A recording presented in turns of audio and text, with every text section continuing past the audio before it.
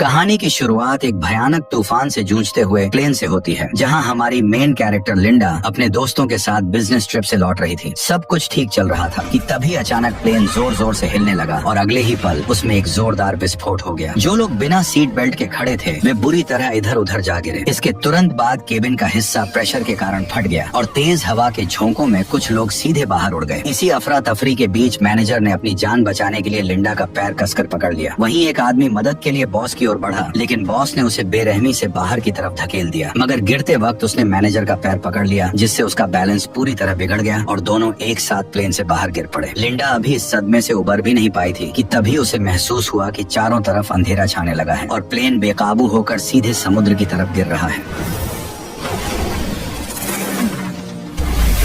खुशकिस्मती से टक्कर का एंगल ऐसा था कि प्लेन तुरंत फटा नहीं और उसकी जान बच गई। लेकिन तेजी से अंदर घुसते पानी को देखकर लिंडा ने तुरंत सीट बेल्ट खोली और तैरकर बाहर निकल आई। लेकिन बच जाने के बाद भी उसे कोई राहत नहीं मिली, क्योंकि वह अब एक सुनसान और कभी खत्म न होने वाले समुद्र के बीच फंसी हुई थी। तभी दूर उसे एक छोटा सा टापू नजर आया और वह पूरी ताकत लगाकर उसकी तरफ तैरने लगी। सुबह होते ही वह किसी तरह उस टापू तक पहुँच गई और फिलहाल उसकी जान बच गई। लेकिन उसे अंदाजा नहीं था कि असली खतरा तो अब शुरू होने वाला है। थोड़ी दूर चलने के बाद उसकी नजर किनारे पर पड़े एक आदमी पर गई। वह तुरंत उसकी तरफ भागी और पास जाकर देखा तो उसे पता चला कि वो कोई और नहीं बल्कि उसका बॉस ब्रैडली था। वह भी हादसे में बच गया था और बेहोशी की हालत में लहरों के साथ बहकर यहाँ तक आ पहुँचा था। हालांकि गिरने के दौरान उसकी टांग टूट गई थी, लेकिन बाकी लोगों में से सिर्फ वही बचा था। पर फिर भी लिंडा उसे देखकर खुश नहीं थी, क्योंकि कंपनी में वह सबसे ज्यादा उसी से नफरत करती थी। दरअसल वह स्ट्रेटेजी डिपार्टमेंट की सबसे काबिल कर्मचारी थी और अपनी मेहनत से बॉस का भरोसा जीतकर मैनेजर बनने वाली थी। लेकिन ज्वाइनिंग से ठीक पहले बॉस की मौत हो गई और उसका बेटा ब्रैडली कंपनी का मालिक बन बैठा। बॉस बनते ही उसने लिंडा का प्रमोशन छीन लिया और वह पोस्ट अपने चापलूस दोस्त को दे दी। इतना ही नहीं, वह अपने दोस्तों के साथ मिलकर अक्सर लिंडा को नीचा दिखाने लगा। यह सोचकर लिंडा के मन में आया कि वह उसे वहीं छोड़ दे, लेकिन उसने सोचा अगर वो उसकी मदद करेगी तो वह फिर से मैनेजर बन सकती है। इसलिए उसने तुरंत एक नुकीला पत्थर उठाया और उससे केले के पत्ते काटने शुरू कर दिए। फिर पेड़ का सहारा लेकर एक फ्रेम बनाया और पत्तों और टहनियों को बेल से बांधकर एक छोटी सी झोपड़ी तैयार कर दी। धूप से बचने का इंतजाम करने के बाद उसने पानी का जुगाड़ करने की सोची। उसने रेत में गड्ढा खोदा और उसमें नारियल के छिलके रखकर ऊपर पत्ते लगा दिए। कुछ ही देर में बारिश शुरू हो गई और उसने आसानी से पीने लायक पानी जमा कर लिया। बारिश थमते ही मौसम साफ हो गया और काफी देर बाद ब्रैडली को होश भी आ गया। लिंडा तुरंत उसके पास पहुंची और उसे पानी पिलाने लगी। जब ब्रैडली को पता चला कि लिंडा ने उसकी जान बचाई है, तब उसने झिझकते हुए उसे थैंक यू बोल दिया। इसके बाद लिंडा ने उसके सामने अपनी काबिलियत दिखाते हुए लकड़ी रगड़कर आग जलाई और जल्द ही उसने एक मछली पकड़कर उसे पका भी लिया। लेकिन ऐशो आराम की जिंदगी जीने वाले ब्रैडली के लिए ये मछली किसी कचरे से कम नहीं थी। फिर भी पेट भरने के लिए उसे बिना नमक मसाले वाली वो मछली मजबूरी में निगलनी पड़ी। लेकिन लिंडा को इस खाने से कोई दिक्कत नहीं थी, बल्कि वह तो इस जगह पर फंसने के बाद भी बेहद खुश थी, क्योंकि उसे यहाँ कोई भी नीचा दिखाने वाला नहीं था और वो खुशी खुशी यहाँ कई दिन बिता सकती थी। धीरे धीरे कुछ दिन गुजर गए और यहाँ माहौल का असर दोनों पर साफ दिखने लगा। एक तरफ लिंडा जो छोटी सी चीज पाकर भी खुश हो जा रही थी, वहीं ब्रैडली किसी तरह यहाँ से निकलना चाहता था। उसने पूछा कि उसने अब तक किनारे पर कोई SOS सिग्नल क्यों नहीं बनाया या आग को बड़ा क्यों नहीं किया, ताकि किसी की इस टापू पर नजर पड़ सके। उसके मुताबिक लिंडा को पहले यही करना चाहिए था, लेकिन उसने ऐसा कुछ भी नहीं किया। इसी बात पर वह उल्टा गुस्से में चिल्लाते हुए उसे ताने मारने लगा कि वह यहाँ बेवजह उसकी देखभाल का बस एक नाटक कर रही है। खुद टूटी टांग के कारण लाचार था, फिर भी लिंडा की इतने दिनों की मदद के बाद भी वो उसे अपना हक समझ रहा था। उसकी बातें सुनकर लिंडा को समझ आया कि वह केवल चापलूसी से उसका दिल नहीं जीत सकती है। उसे उसकी असली अहमियत तभी समझ आएगी जब उसे कोई तकलीफ होगी। यही सोचकर लिंडा बिना कुछ कहे वहाँ से उठी और उसे अकेला छोड़कर चली गई। शुरुआत में ब्रैडली उसकी इस हरकत पर भी ताने मारता रहा, लेकिन कुछ ही देर बाद उसे एहसास होने लगा कि उसने कितनी बड़ी गलती कर दी है। फिर भी वह घमंडी बना रहा और लिंडा के खुद व खुद लौटने का इंतजार करने लगा। लेकिन ऐसा ही करते करते पूरा एक दिन बीत गया और आखिरकार उसका घमंड टूटने लगा। लेकिन रात तक भी लिंडा वापस नहीं आई। गहरी रात में तेज तूफान चलने लगा और कुछ ही देर में लिंडा की बनाई झोपड़ी भी उड़ गई। अगले ही दिन तपती धूप ने हालत और खराब कर दी। ज्यादा गर्मी की वजह से ब्रैडली डिहाइड्रेशन के चलते बेहोश हो गया। जब लिंडा उसे काफी तड़पा चुकी थी, तब वह पानी लेकर वापस आ गई। उसे देखते ही ब्रैडली ने बिना कुछ सोचे तेजी से पानी पीना शुरू कर दिया। अब उसे समझ आ गया था कि वह पूरी तरह लिंडा पर ही निर्भर है और वह उस पर अपना हक नहीं चला सकता। लेकिन तभी उसकी नजर उस भाले पर पड़ी जिसका इस्तेमाल लिंडा खतरनाक जंगली सुअर के शिकार के लिए करने वाली थी। उसे पता था कि वह सुअर बेहद जानलेवा है, इसलिए उसने लिंडा को जंगल में जाने से मना किया, क्योंकि अगर लिंडा को कुछ हो गया तो उसकी खुद की जान भी खतरे में पड़ जाएगी। लेकिन लिंडा ने उसकी एक भी बात नहीं मानी और वह सीधे जंगल के अंदर चली गई। जब वह चुपके से शिकार को ढूंढ रही थी तभी अचानक उस जंगली सुअर ने लिंडा को टक्कर मारकर हवा में उछाल दिया।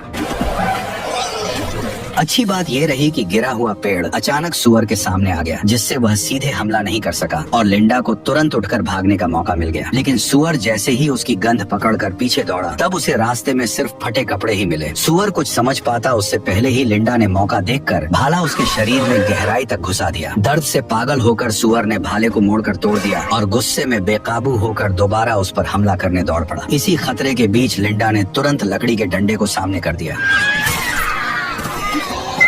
आखिरकार लिंडा ने उसे मार गिराया। सुअर का कटा हुआ सर देखकर ब्रैडली पूरी तरह हिल गया और पहली बार उसे समझ आया कि असल में लिंडा बहुत खतरनाक और ताकतवर है, जिससे अब ब्रैडली लिंडा से डर के रहने लगा। कुछ दिन बाद जब लिंडा जंगल में सामान ढूंढ रही थी तो उसे एक झरना मिला जहाँ से साफ पानी सीधे पिया जा सकता था। अब उसे पानी की चिंता नहीं रही और वह इस खोज से काफी राहत महसूस करने लगी। लेकिन उसकी यह खुशी ज्यादा देर नहीं टिक पाई, क्योंकि तभी उसे दूर से इंजन की तेज आवाज सुनाई दी। आवाज सुनते ही लिंडा तुरंत उस तरफ दौड़ पड़ी। वहाँ पहुँचकर उसे एक बोट दिखाई दी, जिसे देखकर उसकी आंखों में एक उम्मीद जाग उठी। लेकिन जैसे ही वह मदद के लिए चिल्लाने वाली थी तभी वह अचानक रुक गई। उसे एहसास हुआ कि अगर वह वापस लौट गई तो उसे फिर से वही घिसी पिटी जिंदगी जीनी पड़ेगी। किसी और बॉस के नीचे झुककर काम करना होगा और हर दिन उसके ताने सुनने पड़ेंगे। लेकिन अगर वह यही रुकती है तो वह अपनी मर्जी की मालिक होगी। उसे किसी का कहना नहीं मानना पड़ेगा और जो चाहेगी वही कर पाएगी। इन्हीं ख्यालों में उसने फैसला कर लिया कि वह इस टापू को नहीं छोड़ेगी। इसलिए वह तुरंत छुप गई और धीरे धीरे नाव को दूर जाते हुए देखती रही। वापस आने के बाद उसने ब्रैडली को इस बारे में कुछ नहीं बताया, लेकिन ब्रैडली सिर्फ मजबूरी में उसका कहना कर रहा था। असल में वह इस टापू पर हमेशा रहना नहीं चाहता था। 2 हफ्तों की इस जंगली जिंदगी ने उसे पूरी तरह बदल दिया था और उसका सब्र अब टूटने लगा था। उसने लिंडा से एक नाव बनाने को कहा ताकि उसकी मदद से वह पास मौजूद बोट तक पहुंच सके और कोई उन्हें देख सके। लेकिन लिंडा ने उसकी बात सुनते ही इसे बेहद खतरनाक बताते हुए नाव बनाने से साफ इनकार कर दिया। ये सुनकर ब्रैडली का गुस्सा फूट पड़ा, क्योंकि जब से वे इस टापू पर फंसे थे तब से लिंडा ने उसकी एक भी बात नहीं मानी थी, जिससे वह खुद को रोक नहीं पाया। उसने लिंडा से अलग होकर अपना खुद का एक अलग कैंप बनाने और नाव तैयार करने का फैसला कर लिया। लेकिन जैसे ही वह अकेले काम करने लगा उसे एहसास हुआ कि यह उतना आसान नहीं है जितना वह समझ रहा था। उसे आग जलाने तक का सही तरीका नहीं आता था और टूटी टांग की वजह से वह ज्यादा दूर भी नहीं जा सकता था। मजबूरी में वह नारियल के खोल से बारिश का पानी जमा करने लगा। किसी तरह उसने एक छोटी झोपड़ी खड़ी की और रेत पर हेल्प लिखकर मदद का इंतजार करने लगा। लेकिन 2 दिन बीत जाने के बाद भी समुद्र से कोई जवाब नहीं आया। भूख से परेशान होकर वह मजबूर हो गया और आसपास के कीड़ों को खाने की कोशिश करने लगा। लेकिन जैसे ही उसने उन्हें खाया उसे इतनी घिन आई कि वह तुरंत उल्टी कर बैठा। उधर लिंडा के पास एक से एक बढ़िया स्वादिष्ट खाना था, जिसे वह आराम से मजे लेकर खा रही थी। अपनी हालत देखकर ब्रैडली का घमंड पूरी तरह टूट गया। वह शर्मिंदा होकर टांग की परवाह किए बिना घुटनों के बल बैठ गया और उससे माफी मांगने लगा। उसका यह बदला हुआ रवैया देखकर लिंडा हंस पड़ी और उसने उसे फिर से अपने साथ शामिल कर लिया। इतनी बेइज्जती महसूस करने के बाद भी ब्रैडली अंदर ही अंदर लाचार था, इसलिए वह चुपचाप सही मौके का इंतजार करने लगा। करीब आधा महीना गुजरने के बाद उसकी हालत सुधरने लगी। तब लिंडा उसे टापू की सबसे ऊंची चोटी पर ले गई, जहाँ पहुँचना तो मुश्किल था लेकिन वहाँ से दिखने वाला नजारा कमाल का था। लिंडा ने समझाया कि असली खतरा इसी खूबसूरत दिखने वाले इलाके में छिपा हुआ है। फिर उसने रास्ते के किनारे लगे कुछ जामुन जैसे फल तोड़े और बताया कि इनमें ऐसा जहर होता है जो शरीर को सुन्न कर देता है। इसके बाद उसने उन फलों का रस अपनी बाह पर लगाया, जिससे कुछ ही देर में उसकी स्किन पर लाल दाने उभर आए। आगे बढ़ते ही लिंडा ने एक्स जैसी बनी चट्टानों की ओर इशारा किया और बताया कि उसके आगे का पूरा इलाका कांटों और जहरीली बेलों से भरा हुआ है, इसलिए उसने सख्त चेतावनी दी कि उस जगह पर कभी भी सामान ढूंढने मत जाना। ये सुनते ही ब्रैडली के दिमाग में एक चालाक प्लान आया और वापस लौटते समय उसने थकान का बहाना बना दिया। फिर वह धीरे से जहरीले फलों के पास बैठ गया। जैसे ही उसने चुपके से कुछ जहरीले जामुन तोड़े तभी अचानक जमीन धंस गई और लिंडा नीचे जा गिरी। असल में वह जगह ऊपर से मजबूत दिख रही थी लेकिन अंदर से पूरी तरह खोखली और कमजोर थी। ब्रैडली घबरा गया और तुरंत उसे ऊपर खींचने लगा। भले ही वह लिंडा से नफरत करता था लेकिन वह उसे इस तरह मरते हुए नहीं देख सकता था। आखिरकार उसकी कोशिश से लिंडा की जान बच गई और पहली बार उसने बिना कुछ कहे ब्रैडली पर भरोसा करना शुरू कर दिया। कुछ ही दिनों बाद समुद्र में तेज तूफान आ गया। किनारे के पास बनी उनकी झोपड़ी इस आंधी में पूरी तरह टूट गई और पेड़ों के गिरने से हालात और खराब हो गए। अच्छी बात यह रही कि उन्हें पहले ही पास में एक गुफा मिल गई, इसलिए दोनों तुरंत वहाँ भागकर छिप गए। उस वक्त दोनों पूरी तरह भीग चुके थे और ठंड से बचने के लिए उन्हें अपने कपड़े उतारकर एक दूसरे से चिपक कर सोना पड़ा। इस नजदीकी के चलते लिंडा को धीरे धीरे ब्रैडली से प्यार होने लगा। जल्द ही ब्रैडली को जंगल में मौजूद हर जहरीले फल की पहचान हो गई। अपने हुनर को दिखाने और लिंडा का शुक्रिया अदा करने के लिए उसने आज रात खुद खाना बनाने का फैसला किया। लिंडा ने बिना ज्यादा सोचे उसकी बात मान ली और उसे मौका दे दिया। हैरानी की बात यह रही कि उसने जो खाना बनाया वह सच में काफी टेस्टी था, लेकिन जैसे ही लिंडा ने थोड़ा सा खाना खाया तभी अचानक उसे चक्कर आने लगे और उसकी नजर धुंधली पड़ गई। कुछ ही पलों बाद वह खुद को संभाल नहीं पाई और सीधे जमीन पर गिर पड़ी। लेकिन ब्रैडली ने उसकी तरफ पलटकर भी नहीं देखा और तुरंत जंगल की तरफ भाग गया। थोड़ी देर बाद वह एक लकड़ी की नाव खींचते हुए वापस लौटा। असल में उसे पहले ही समझ आ गया था कि लिंडा उसे यहाँ से जाने नहीं देना चाहती, इसलिए उसने चुपके से ये नाव तैयार कर ली थी और सही मौका मिलते ही उसने जहरीले फल खिलाकर उसे बेहोश कर दिया। अब वह खुशी खुशी उस गंदी सी नाव को पानी में धकेलने लगा और बिना पीछे देखे तेजी से समुद्र की तरफ बढ़ गया। लेकिन वह ज्यादा दूर नहीं जा पाया था कि अचानक एक बड़ी लहर ने उसकी नाव को तोड़कर रख दिया। अगले ही पल उससे भी विशाल लहर उठी और उसे सीधे समंदर के अंदर खींच ले गई।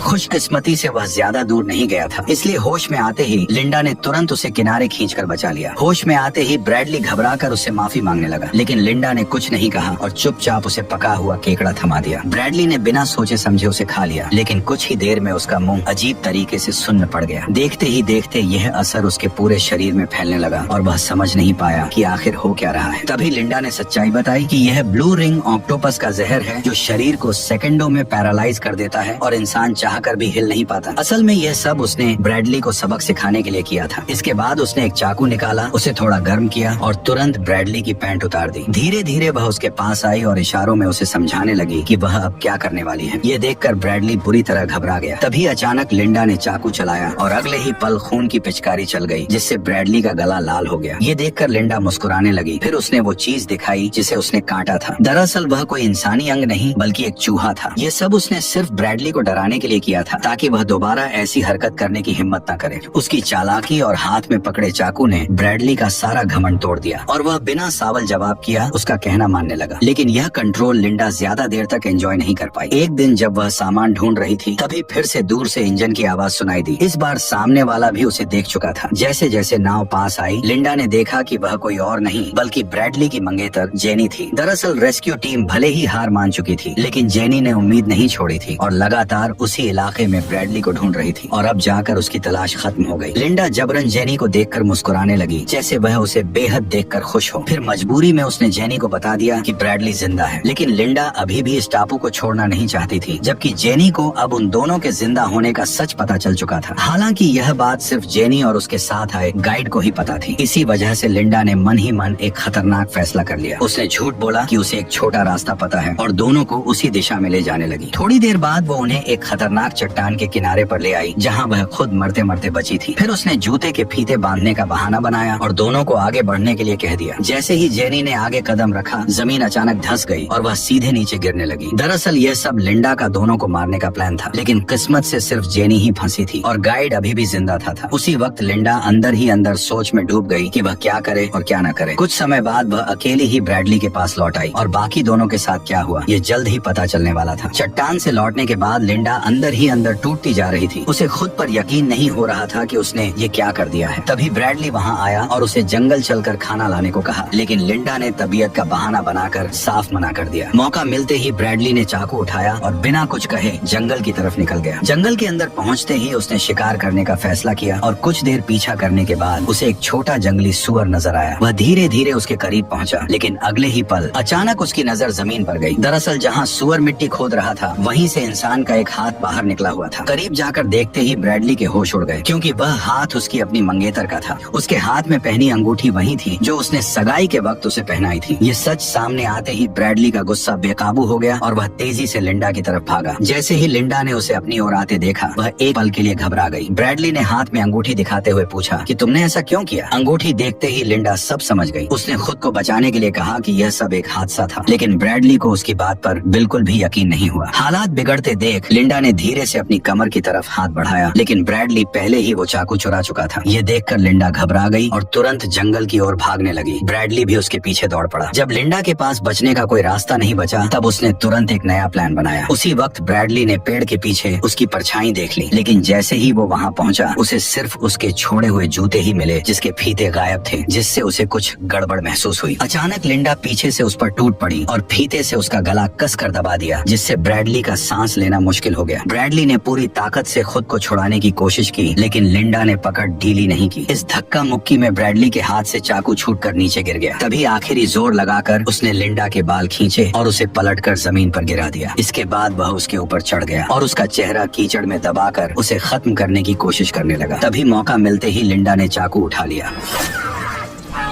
जब लिंडा ने आंखों से मिट्टी हटाकर दोबारा देखा, तो ब्रैडली वहाँ से गायब हो चुका था। दरअसल वह उसी जहरीले इलाके की तरफ बढ़ रहा था जहाँ जाने से लिंडा ने मना किया था। ये देखकर लिंडा ने उसका पीछा नहीं किया और चुपचाप वापस लौट गई। काफी दूर तक भागने के बाद भी ब्रैडली के साथ कुछ नहीं हुआ, लेकिन जैसे ही उसने सामने देखा, तब उसके होश उड़ गए, क्योंकि दो विशाल चट्टानों के बीच उसे एक आलीशान विला दिखाई दिया, जिससे साफ हो गया कि यह कोई सुनसान टापू नहीं, बल्कि किसी का प्राइवेट आइलैंड है। उम्मीद की एक नई किरण के साथ ब्रैडली तुरंत वहाँ पहुँचा और मदद के लिए चिल्लाने लगा, लेकिन अंदर से कोई जवाब नहीं आया। तभी उसने देखा कि दरवाजा खुला हुआ है। घर के अंदर घुसते ही ब्रैडली ने जल्दी जल्दी लाइट ऑन की और हर जगह नजर दौड़ाकर कुछ काम की चीजें तलाशने लगा। तभी उसकी नजर फ्रिज पर पड़ी और उसे खोलते ही अंदर तरह तरह के मॉडर्न ड्रिंक्स सजे हुए दिखाई दिए। प्यास से बेहाल ब्रैडली ने तुरंत एक पानी की बोतल उठाकर पीने लगा, लेकिन तभी अचानक सब कुछ बदल गया। न जाने कैसे स्पीकर से लिंडा की आवाज गूंज उठी और उसकी बात सुनते ही ब्रैडली को पूरी सच्चाई समझ आने लगी। उसे एहसास हुआ कि जहरीले इलाके वाली सारी बातें झूठ थी और सिर्फ उसे इस जगह से दूर रखने के लिए ये कहानी बनाई गई थी। अब लिंडा ने बिना किसी झिझक के सब कुछ साफ साफ बता दिया। असल में जो जहाज उसने पहली बार देखा था, वो हर महीने यहाँ सप्लाई देने आता था और उसी के जरिए उसे इस आलीशान विला का पता चला था। यहाँ आने के बाद उसने छुपकर दरवाजे का पासकोड देख लिया और फिर सही मौके पर इस जगह पर पूरी तरह कब्जा कर लिया। हालांकि असली मालिक यहाँ बहुत कम आता था, इसलिए वह हर बार सब कुछ साफ करके आराम से यहाँ रहती थी। किसी को शक भी नहीं होता था और सब कुछ उसके हिसाब से परफेक्ट चल रहा था। लेकिन जेनी के अचानक आने से उसका पूरा प्लान बिगड़ गया। अनजाने में हालात ऐसे बन गए कि उसे जेनी को मारने का कदम उठाना पड़ा। उसकी ये सच्चाई सुनकर ब्रैडली के रोंगटे खड़े हो गए। अंधेरे में इधर उधर टटोलने पर भी उसे कंट्रोल रूम नहीं मिला। तभी अचानक हालात पलट गए, क्योंकि लिंडा खुद उसे ढूंढते हुए वहाँ पहुँच गई। दरअसल उसने पहले ही इस विला के अंदर से एक शिकार वाली बंदूक हासिल कर ली थी। ब्रैडली ने जैसे ही उसे देखा, तो वो तुरंत घुटनों पर गिर गया और अपनी जान की भीख मांगने लगा। उसने कहा कि वह अब भागेगा नहीं, बल्कि यहीं रहकर उसी के साथ जिंदगी बिताएगा। इतना ही नहीं, उसने ये भी कहा कि इस दौरान वह सच में उससे प्यार करने लगा है। लिंडा को यकीन दिलाने के लिए वह दोनों के बीच बिताए खूबसूरत पलों की बातें करने लगा। उसकी बातें सुनकर लिंडा को कुछ गड़बड़ लगी। तभी उसकी नजर पीछे रखे बैल के सिर पर गई, जहाँ से एक सींग गायब था, और फिर अगले ही पल लिंडा ने पास रखी गोल्फ स्टिक उठा ली, जबकि ब्रैडली ने भी बंदूक अपने हाथ में ले ली। लेकिन जैसे ही उसने ट्रिगर दबाया, बंदूक खाली निकली। असल में यह सब पहले से ही लिंडा का सोचा समझा प्लान था। अगले ही पल उसने बिना वक्त गवाए गोल्फ स्टिक उठाई और ब्रैडली पर लगातार वार करने लगी। आखिरी वार इतना जोरदार था कि ब्रैडली वहीं खत्म हो गया। यहीं पर कहानी भी खत्म हो गई। लिंडा ने पूरे विला को साफ करके खुद को एकमात्र जिंदा बची इंसान के रूप में पेश किया। फिर उसने इस पूरे हादसे को एक सर्वाइवल मिरेकल की तरह दिखाकर खुद को मशहूर बना लिया और धीरे धीरे वह बहुत अमीर बन गई।